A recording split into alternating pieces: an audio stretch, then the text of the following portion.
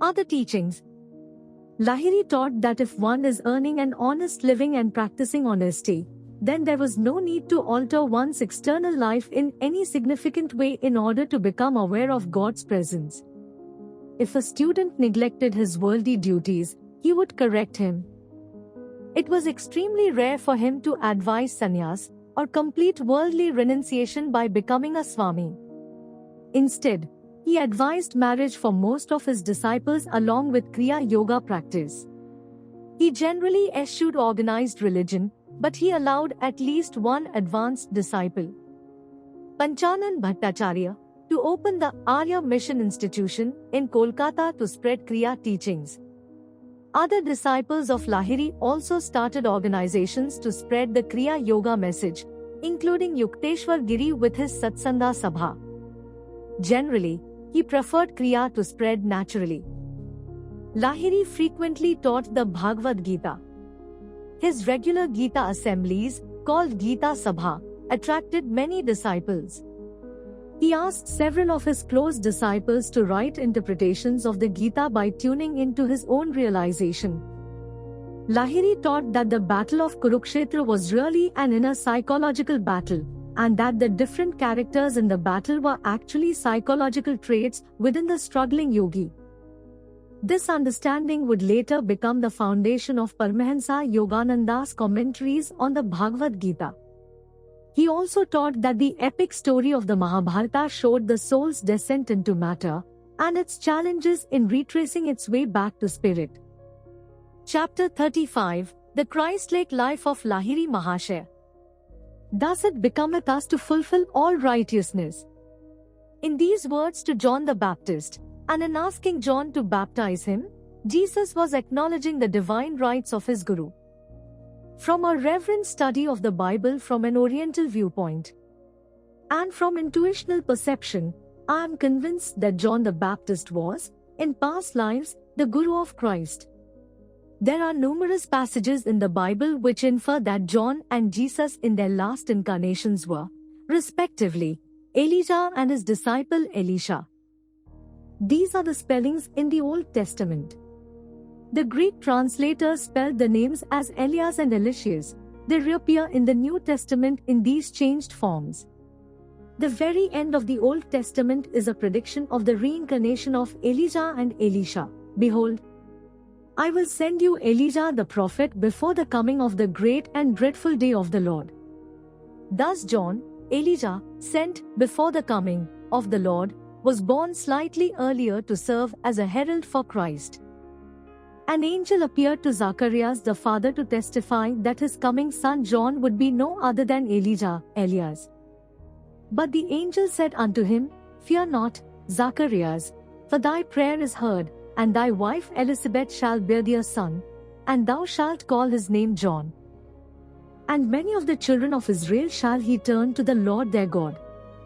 And he shall go before him in the spirit and power of Elias, to turn the hearts of the fathers to the children, and the disobedient to the wisdom of the just, to make ready a people prepared for the Lord.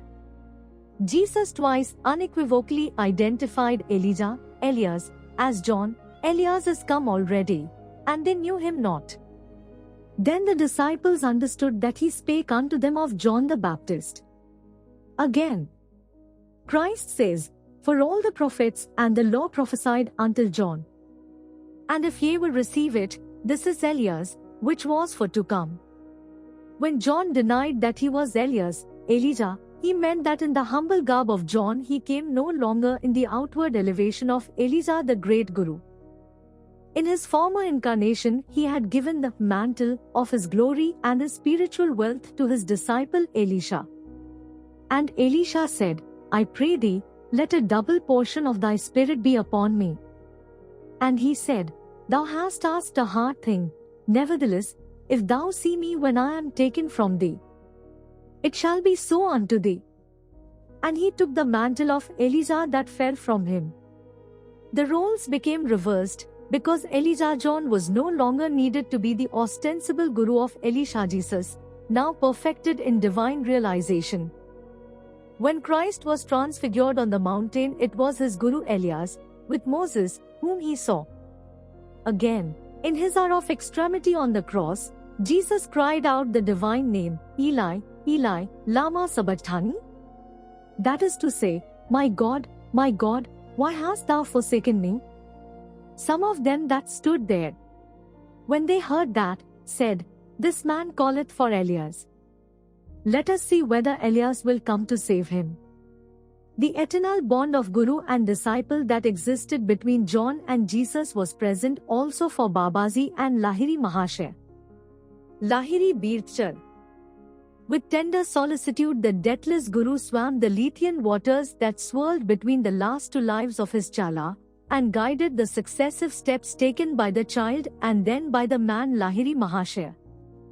It was not until the disciple had reached his 33rd year that Babaji deemed the time to be ripe to openly re-establish the never-severed link. Then, after their brief meeting near Ranikhet, the selfless master banished his dearly beloved disciple from the little mountain group, releasing him for an outward world mission. My son, I shall come whenever you need me. What mortal lover can bestow that infinite promise? Unknown to society in general, a great spiritual renaissance began to flow from a remote corner of Benares. Just as the fragrance of flowers cannot be suppressed, so Lahiri Mahasaya, quietly living as an ideal householder, could not hide his innate glory. Slowly, from every part of India, the devotees sought the divine nectar of the liberated master. The English office superintendent was one of the first to notice a strange transcendental change in his employee, whom he endearingly called Ecstatic Babu. Sir, you seem sad. What is the trouble? Lahiri Mahasaya made this sympathetic inquiry one morning to his employer. My wife in England is critically ill. I am torn by anxiety. I shall get you some word about her. Lahiri Mahasaya left the room and sat for a short time in a secluded spot. On his return, he smiled consolingly. Your wife is improving. She is now writing you a letter. The omniscient yogi quoted some parts of the missive. Ecstatic Babu, I already know that you are no ordinary man. Yet I am unable to believe that, at will, you can banish time and space. The promised letter finally arrived.